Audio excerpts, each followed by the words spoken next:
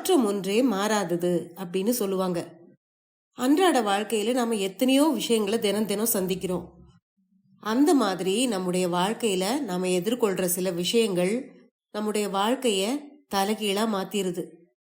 நல்லவனா இருக்கிறவன் கெட்டவனாகிறதும், கெட்டவனா இருந்தவன் நல்லவனாகிறதும், அது வரைக்கும் அமைதியா இருந்தவன் கலகலப்பா பேசக்கூடியவனாகிறதும், எல்லாருக்கும் நல்லவனா வெளிப்படையானவனா இருந்த ஒரு மனிதன் அமைதியானவனா மர்மமானவனா மாறுறதும் நடக்கக்கூடிய விஷயங்கள் தான். இன்னைக்கு நீங்க கேட்க போற கதைகள்லையும் 2 பேர் அது வரைக்கும் வாழ்ந்த வாழ்க்கையிலிருந்து வித்தியாசமா மாறி போறாங்க. அது எதனாலங்கிறது தான் இந்த கதைகள் மூலமா நீங்க தெரிஞ்சுக்க போறீங்க.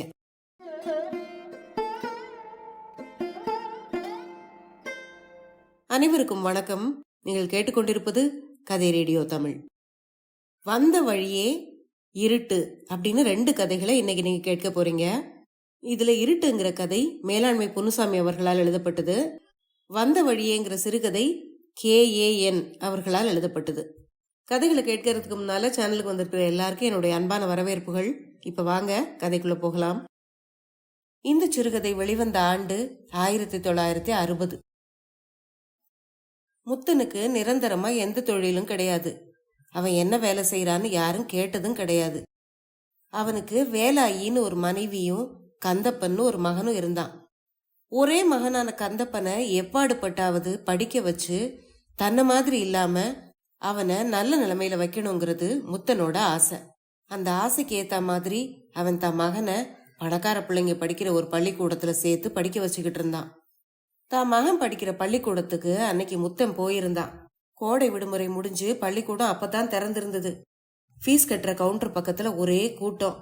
10ல இருந்து 15 வயசு மதிக்கத்தக்க பிள்ளைகள் எல்லாரும் பள்ளிக்கூடம் திறந்த ஜோர்ல பாஸ் பண்ணிட்ட தெம்புல ஸ்கூல் ஃபீஸ் கட்டுறதுக்காக கவுண்டருக்கு பக்கத்துல கும்பலா கூடியிருந்தாங்க. 10 ரூபா பணக்காரன்ல இருந்து 20-25 ரூபா பணக்காரன் வரைக்கும் எல்லாரும் அங்க நின்னுகிட்டு இருந்தாங்க. அந்த பிள்ளைகளை விட்டு கொஞ்சம் தள்ளி நின்னு முத்தன் அவங்களையே பாத்துக்கிட்டு இருந்தான். அவனோட நெற்றியில சுருக்கங்கள் தெரிஞ்சது. அவனும் அவன் மகனுக்கு பள்ளிக்கூட சம்பளம் கட்டணும். யோசனை ஏதாவது செய்யும் போது பீடியை பத்த வைக்கிறது அவனுடைய வழக்கம். அந்த சமயத்துல சட்டப்பையில இருந்த பீடியை கூட எடுத்து பத்த வைக்க முடியாம நினைவில்லாம செயல் இழந்து போன மாதிரி அவன் நின்னுகிட்டு இருந்தான். நாளைக்கு தான் மகன் கந்தப்பனும் இதே மாதிரிதான் பள்ளிக்கூடத்தை கவுண்டர்ல ஃபீஸ் கட்டுறதுக்காக நின்னுகிட்டு இருப்பான். ஆனா அதுக்கு முன்னால நாம இன்னைக்கு சம்பாதிச்சாகணுமே அப்படிங்கிற எண்ணம் அவன் மனசுக்குள்ள ஓடிக்கிட்டு இருந்தது. முத்தனை பார்த்து, நீ எங்க வேலை பாக்குற, உனக்கு என்ன சம்பாத்தியம், நீ வேலை பாக்குற இடம் எங்க இருக்கு அப்படின்னு இன்னைக்கு வரைக்கும் அவன் மனைவியோ மகனோ அவனை பார்த்து கேட்டதில்ல. கேட்கவும் அவன் விட்டதில்ல. அப்படி அவங்க ஏன் கேட்க போறாங்க? அவங்க கேட்கறதுக்கு முன்னாடியே அவங்க கேட்கிற பணத்தை கந்தப்பன் கொடுத்துருவான். தன்னோட தொழில் எப்படி இருந்தாலும் தன்னுடைய மகனை நல்லபடியா படிக்க வைக்கணுங்கிற பேராசையில தான் அவனை பள்ளிக்கூடத்துல சேர்த்திருந்தான். அவன் மட்டும் பள்ளிக்கூடத்துல சேர்க்கலன்னா இந்நேரம் அவன் மகன் ஷூ பாலிஷ் போட்டுக்கிட்டோ இல்ல மூட்டை தூக்குற தொழில் செய்துகிட்டோ இருந்திருப்பான். அப்பா பள்ளிக்கூடத்துல சேர்த்து விட்டுட்டாரேங்கிறதுக்காக பேருக்காக போயிட்டு வந்துகிட்டு இருக்காம அவன் மகன் நல்லா படிச்சு நிறைய மதிப்பெண்கள் வாங்கிக்கிட்டு இருந்தான். வருஷம் தவறாம பாஸ் பண்ணிக்கிட்டே வந்தவன் இந்த வருஷம் 7ஆம் வகுப்புக்கு வந்துட்டான். தன்னோட கனவு கொஞ்சம் கொஞ்சமா பலிச்சிட்டு வர்றதா முத்த நம்புனான். அந்த நம்பிக்கையே அவன் மனசுல ஒரு மகிழ்ச்சியை கொடுத்தது. அந்த மகிழ்ச்சிக்கும் பெருமைக்கும் பின்னால முத்தனோட மனசுல ஒரு கலக்கமும் இருந்தது. தன்னோட பணத்தட்டுப்பாட்டால மகனோட படிப்பு பாதிக்கப்பட்டுருமோங்கிறது தான் அது. அன்னைக்கு காலையிலேயே அவன் மகன் கந்தப்ப அவன்கிட்ட கேட்டான், அப்பா, நாளைக்கு பள்ளிக்கூடத்துக்கு சம்பளம் கட்டியாகணும். இங்கிலீஷ் பாடம் ஏற்கனவே ஆரம்பிச்சுட்டாங்க. புத்தகம் வாங்காம கிளாஸுக்கு வந்தா வெளியே நிக்க வச்சிருவேன்னு வாத்தியார் சொல்லிட்டாரு. நாளைக்கே 20 ரூபா கொடுத்தாதான் ஸ்கூல் ஃபீஸு, இங்கிலீஷ் புக்கு, அப்படியே 2 நோட்டு எல்லாம் வாங்க முடியும்.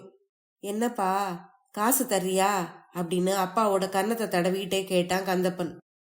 மகன் கேட்டு இதுவரைக்கும் முத்தன் எதையுமே மறுத்ததில்ல. கந்தப்பன் கேட்ட உடனே, ஏண்டா எவ்வளவு பணம் வேணும்னு கேட்ட அப்படின்னு திருப்பி கேட்டான். 20 ரூபாப்பா அப்படின்னு மகன் அழுத்தி சொன்னான். எப்பவும் மகன் கேட்கறதுக்கு முன்னாடியே பணத்தை கொடுத்துருவான் முத்தன். ஆனா இன்னைக்கு அவன் கையில காசு இல்ல. தொழில் ரொம்பவும் டல்லா இருந்தது.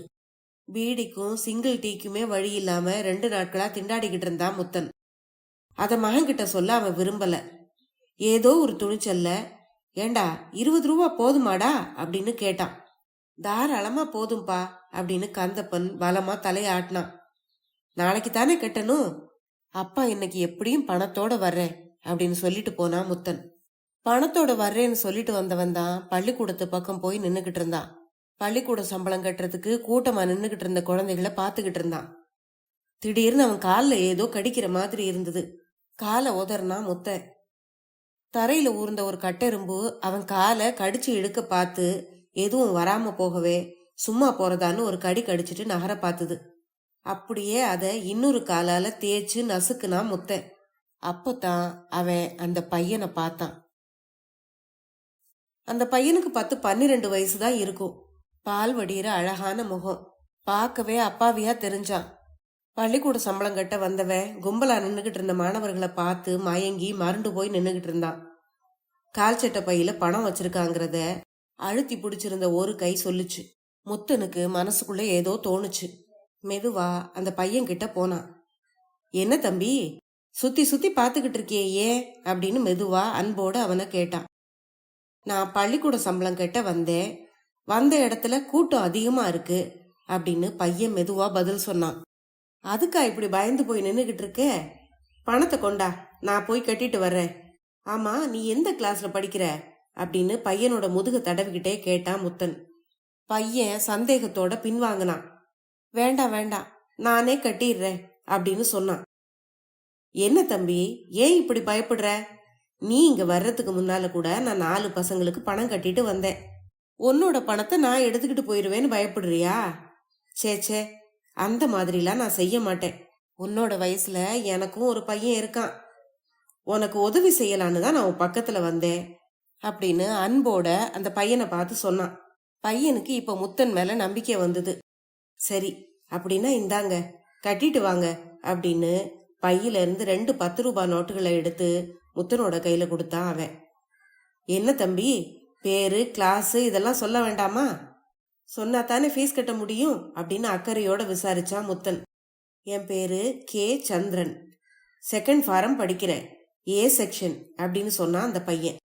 சரி, நீ இங்கேயே உட்கார்ந்துரு, இதோ இப்ப போய் பணத்தை கட்டிட்டு வரேன் அப்படின்னு சொன்னான் முத்தன்.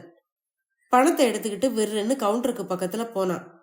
பையன் தன்னை நம்பணுமேங்கிறதுக்காக கூட்டத்துக்குள்ள இருந்து கையை மட்டும் உயர்த்தி காட்டி அங்கேயே இரு அப்படின்னு சொன்னான். பையனும் முத்தன் சொன்னதும் நம்பிக்கையோட அங்க மரத்தடியில போடப்பட்டிருந்த பெஞ்சில் போய் உட்கார்ந்தான். அவன் பக்கத்துல 4-5 பிள்ளைங்க புத்தகத்தை வாங்கிட்டு உட்கார்ந்துருந்தாங்க. அதுல ஒருத்தன் புது புத்தகத்தை விரிச்சு பாத்துக்கிட்டு இருந்தான். சந்திரனும் ஆசையோட அந்த பையனுக்கு பக்கத்துல போய் உட்கார்ந்து புது புத்தகத்தை கண்கள் மின்ன பாத்துக்கிட்டு இருந்தான். புத்தம் புது புத்தகத்தோட வாசனை அவனை சுண்டி இழுத்துது. அந்த பையனோட கைகள்ல இருந்து புத்தகத்தை வாங்கி தானும் அதை தொட்டு பார்த்தான். இன்னும் கொஞ்ச நேரத்துல நமக்கும் புது புத்தகம் வந்துரும் அப்படின்னு நினைச்சுக்கிட்டு இருந்தான். சந்திரன் வேற பக்கம் திரும்பி பக்கத்து பையனோட புத்தகத்தை பார்த்துக்கிட்டு இருக்கிறத முத்தன் கவனிச்சான். இதுதான் சரியான நேரம் அப்படின்னு நினைச்சு கும்பலோட கும்பலா வெளியே நழுவிட்டான். அதே வேகத்துல வீட்டுக்கும் போயிட்டான். போனதுமே மகனை கூப்பிட்டு, இந்தாடா கந்தா, நீ கேட்ட 20 ரூபா, நீ போய் பள்ளிக்கூட சம்பளம் கட்டிட்டு இங்கிலீஷ் புத்தகம் வாங்கிட்டு மீதி காசு இருந்தா ஏதாவது பண்டம் வாங்கி சாப்பிடு அப்படின்னு சொல்லி 2 10 ரூபா நோட்டுகளை மகனோட கையில திணிச்சான் முத்தன். மறுநாள் சாயந்தரம் முத்தன் வீட்டுக்குள்ள நுழையும் போதே ஒரே சத்தமா இருந்தது. அவனோட மனைவி கத்துற சத்தமும் மகன் அழுற சத்தமும் கேட்டுது. வீட்டுக்குள்ள நுழைஞ்சப்போ மூலையில கண்கள் சிவந்து அழுது அழுது கன்னங்கள் வீங்கி சோர்ந்து போய் மூலையில கிடந்தான் கந்தப்பன். ஓடி போய் மகனை தூக்கி நிறுத்தினா முத்தன். ஏண்டி, என் புள்ள ஏன் இப்படி கிடக்குறான் அப்படின்னு மனைவிய பார்த்து கோவத்தோட கேட்டான். நல்ல மகன், துப்பு கெட்ட மகன், படிக்கிறானா படிப்பு அப்படின்னு சொல்லிக்கிட்டே நாக்க துருத்திக்கிட்டு மகனோட முதுகுல இன்னொரு அறை வச்சா அவனுடைய மனைவி. ஏண்டி இப்படி பிசாசு மாதிரி அவனை சாத்துற? என்ன நடந்தது சொல்லித்தான் தொலையேன் அப்படின்னு சீரனா முத்தன். உங்க துப்பு கெட்ட புள்ள செய்தத நான் வேற சொல்லணுமா? அவனையே கேளுங்க. பள்ளிக்கூடம் சம்பளம் கட்டுறதுக்காக நீங்க கொடுத்த 20 ரூபாயை எடுத்துக்கிட்டு போனானா. பணம் கட்டுற இடத்துல நிறைய கூட்டம் இருந்துச்சான். இவன் தயங்கி தயங்கி நின்னுகிட்டு இருந்தானா. அப்ப யாரோ ஒருத்தன் பக்கத்துல வந்து, ஏண்டா தம்பி, ஏன் இப்படி பின்னால நிக்கிற? பள்ளிக்கூட சம்பளம் கட்டணுமா? குடு, நான் கட்டிட்டு வரேன் நீ இங்கேயே உட்கார்ந்துக்கோ அப்படின்னு சொல்லி பணத்தை வாங்கிட்டு போனானா. போனவன் போனவன் தான், ஏன் திரும்ப போறான்? அவனே பணத்தை அடிச்சுக்கிட்டு போகத்தானே வந்திருக்கான். இந்த சோழகிரியோட தலைய நல்லா மொட்டை அடிச்சுட்டு போயிட்டான். இவன் திருப்பதி குரங்கு மாதிரி இஞ்சி தின்ன மாதிரி இங்க வந்து முழிக்கிறான். அந்த பணத்தை சம்பாதிக்க நீங்க என்ன கஷ்டப்பட்டீங்களோ தெரியாது. மூதேவி அதை தொலைச்சிட்டு இங்க வந்து நிக்கிது அப்படின்னு சொல்லிட்டு மறுபடியும் மகன்கிட்ட போய் அவனை 4 அற அறைய போனா வேலாயி. முத்தன் ஓடி போய் மனைவிக்கும் மகனுக்கு இடையில நின்னுக்கிட்டான். அவனுக்கு மனசுக்குள்ள என்னவோ பண்ற மாதிரி இருந்தது. போனா போகுது விடுடி, 20 ரூபாய் பணம் தானே, அது வந்த வழியே போயிருச்சு. அதுக்கு ஏண்டி இவனை போட்டு கொல்ற? நாளைக்கே அதை திரும்பவும் சம்பாதிச்சுட்டா போகுது, நீ போ உள்ள அப்படின்னு கோபத்தோட சொன்னான் முத்தன். அழுதுகிட்டு இருந்த மகன்கிட்ட போய் அவனோட கண்களை தொடச்சு விட்டான். அழாதப்பா, பணம் போனா போகுது, அதுக்காக இப்படியா அழுவ அப்படின்னு சொல்லி அவனை சமாதானப்படுத்த முயற்சி பண்ணான். ஆனா அப்படி சொல்லும் போதே அவனோட மனசுல தேள் கொட்டினா போல இருந்தது. நம்ம கையாண்ட முறையிலேயே இன்னொருத்தன் நம்ம பிள்ளைகிட்டயே ஏமாத்திட்டு போயிருக்கானே. பணத்தை தொலைச்சதுக்காக நம்ம பையனை அவங்க அம்மா போட்டு அடி அடின்னு அடிச்ச மாதிரி தானே அந்த பையனையும் அவங்க அம்மா அடிச்சிருப்பா.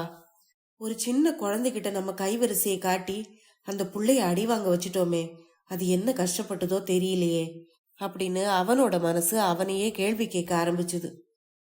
தப்பு பண்ணி பண்ணி காய்ச்சி போயிருந்த அவனுடைய மனசுலயும் நல்லத்தனம் தலை காட்ட ஆரம்பிச்சுது. கந்தப்பன் மேலும் மேலும் விக்கி விக்கி அழுதுகிட்டு இருந்தான். அப்பாவும் அடிக்க போறாரோங்கிற பயத்துலதான் கந்தப்பன் அப்படி அழுதுகிட்டு இருக்கான்னு தோணுச்சு முத்தனுக்கு. ஆனா அது எவ்வளவு தவறான நினைப்புங்கிறது முத்தனுக்கு தெரியாது. தான் மனசுல இருந்த குற்ற உணர்ச்சியோட அவன் வெளியே போய் ஒரு பீடிய பத்த வச்சான்.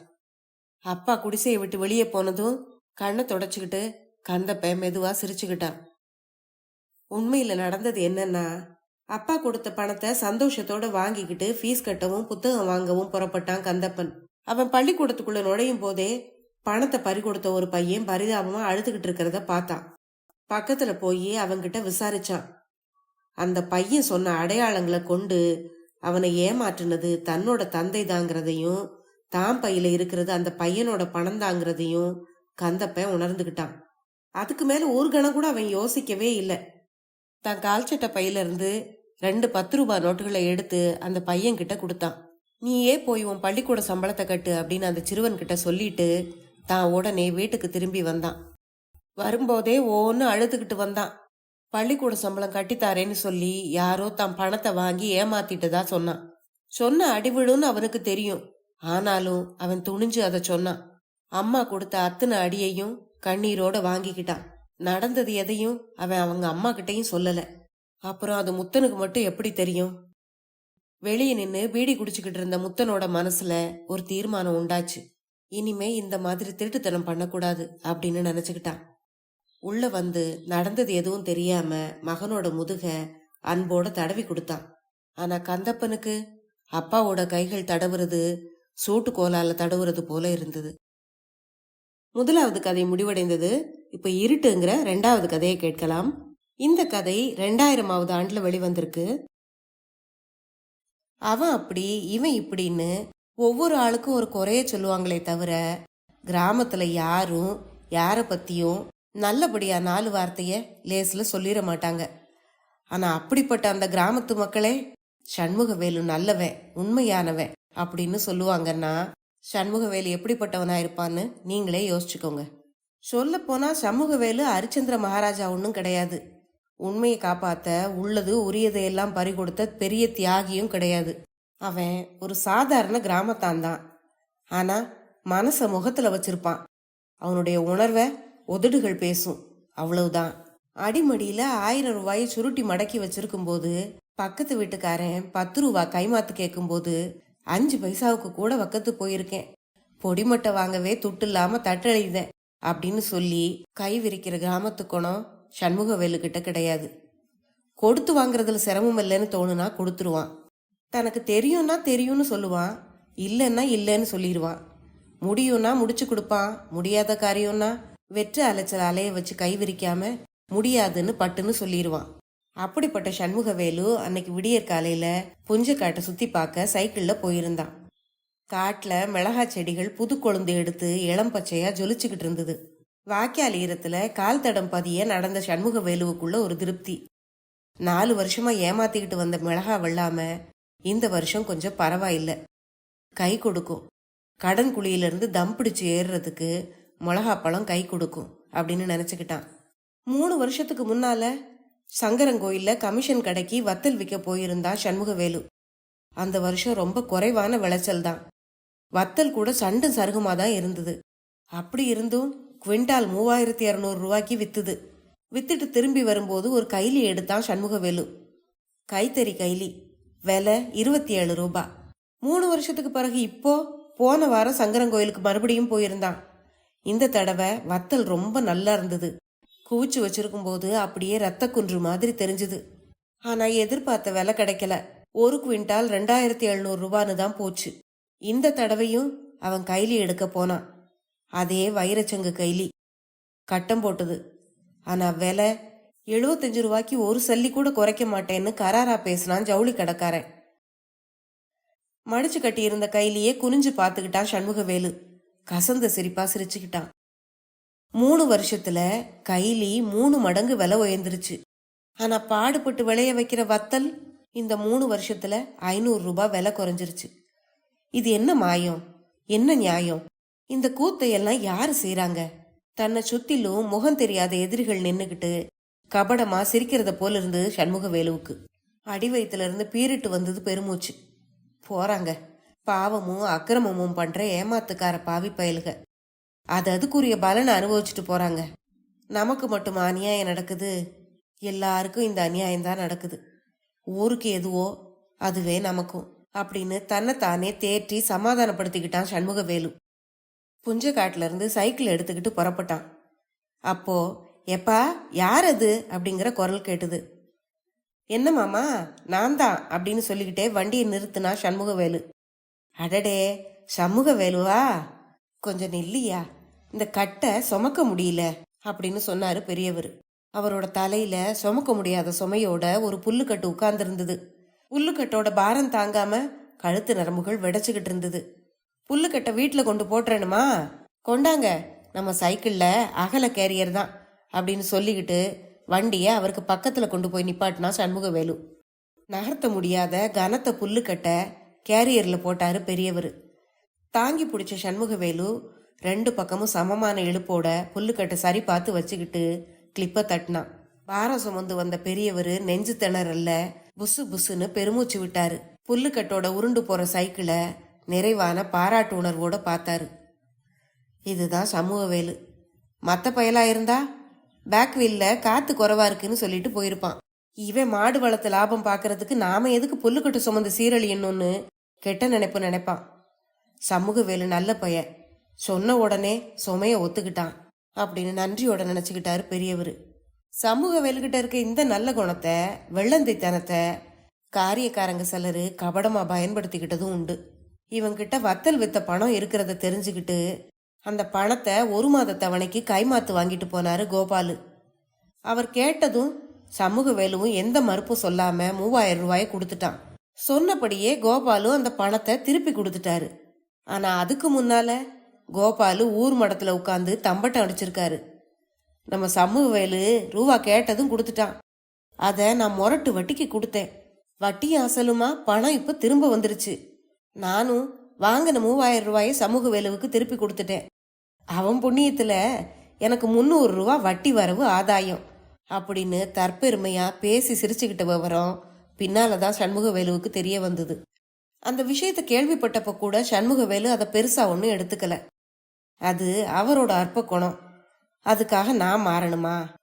அவரை நம்பினதால எனக்கு எந்த நட்டமும் இல்லை அப்படின்னு பெருந்தன்மையா சொல்லிட்டான். இப்படி சின்ன சின்ன காயங்களும் கபடங்களோட நிழல்களும் அவ்வப்போது வரத்தான் செய்யும்.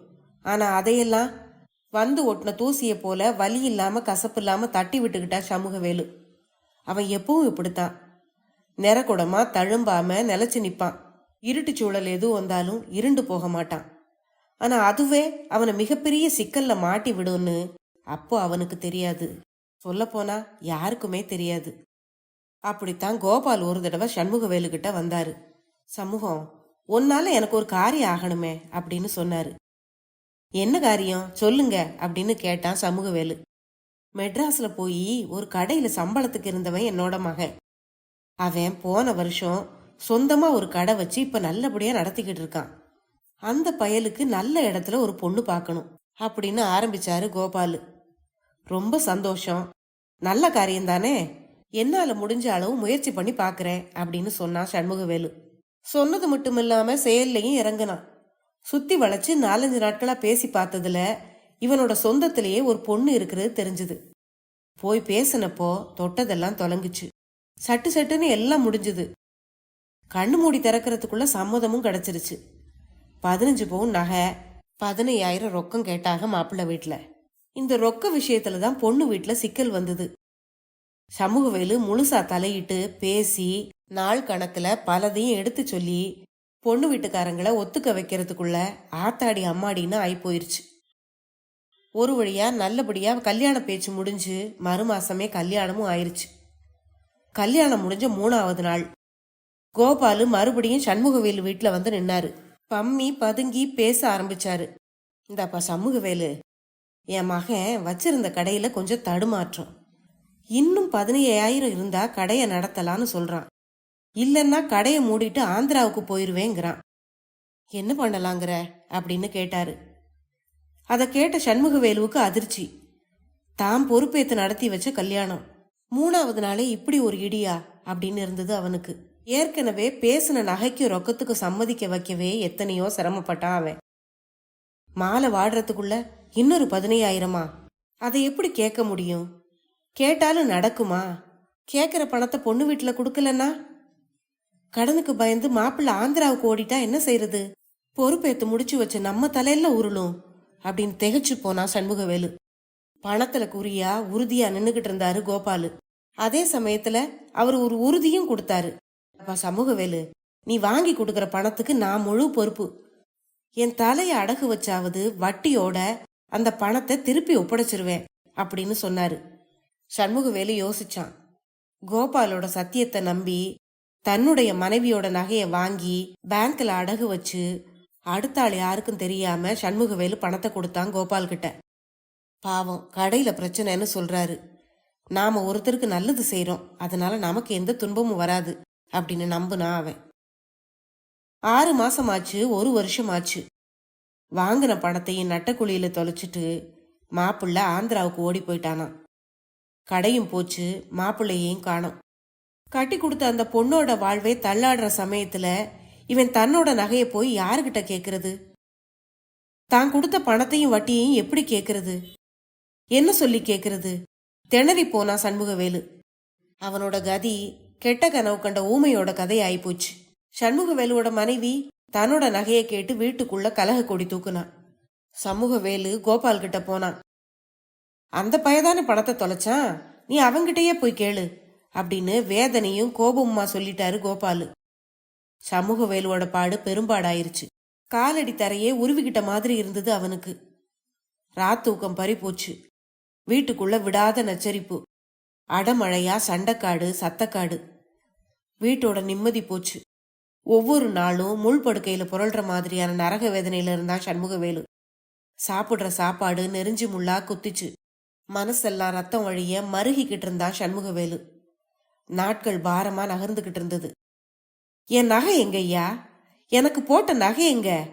வழியில போற யாருக்காகவோ எங்க ஐயா வேர்வை சிந்தி சம்பாதிச்ச நகைய நீங்க என்னத்துக்கு தாரவாக்கணும் அப்படின்னு கோப ஊசிகளால குத்துனா அவனுடைய மனைவி. சமூகவேலுவால அங்கேயும் நகர முடியல, இங்கேயும் நகர முடியல. என்ன செய்யன்னு தெரியல அவனுக்கு.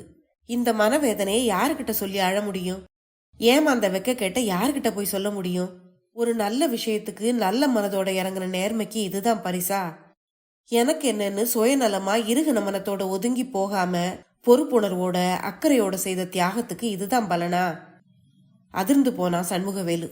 இப்படியே 2-3 வருஷம் ஓடி போச்சு. கோபாலு கள்ள மௌனமா இருந்தாரு. பாக்குற நேரமெல்லாம் என் மகன் ஓடி போயிட்டானே அப்படின்னு கபடமா புலம்புனாரு. வாங்கின பணத்துக்கு நான் முழு பொறுப்பு. என் தலையை அடகு வச்சாவது வட்டியோட திரும்ப பணத்தை தந்துருவேன் அப்படின்னு தான் செய்து கொடுத்த சத்தியத்தை சௌகரியமா மறந்து போனாரு கோபாலு. அத தன்னுடைய சாமர்த்தியம்னு அவர் நினைச்சுக்கிட்டாரு. அவர் சொன்னதை அவருக்கே ஞாபகப்படுத்தினாலும் நைச்சியமா பேசி நழுவிக்கிட்டாரு. சண்முகவேலுவோட மனசு அடி வரைக்கும் கசந்து போச்சு. நல்லதுக்கு இதுதான் விலையா, உண்மைக்கு இவ்வளவு பெரிய தண்டனையா அப்படின்னு தனக்குள்ள புலம்பிக்கிட்டான் அவன். இப்பவே எனக்கு நகை வந்து சேரணும், இல்லைன்னா நான் என்ன செய்வேன்னு தெரியாது, அவன் மனைவி மிரட்டுனான். வீட்டுக்குள்ள நடந்துகிட்டு இருக்க இந்த சண்டைய அவ வெளியே கொண்டு போறதுக்குள்ள எப்படியாவது இந்த நகையை மீட்டாகணுமே. மயான காண்டத்தை ஹரிச்சந்திரனா மன உளைச்சல் தாங்காம தவிச்சான் சண்முகவேலு. வேற வழி எதுவும் அவனுக்கு தெரியல. தாத்தாவும் ஐயாவும் தலைமுறை தலைமுறையா வேர்வை சிந்தி பாடுபட்ட, ஒன்ன போட்டா 100 திருப்பி தர்ற தாய்மடியா இருந்த பூர்வீக புஞ்சைய விலை பேசி விற்கலான்னு தீர்மானிச்சான். வலியே போனா கிழவிங்கிற மாதிரி அதுவும் சரியான விலைக்கு போகல.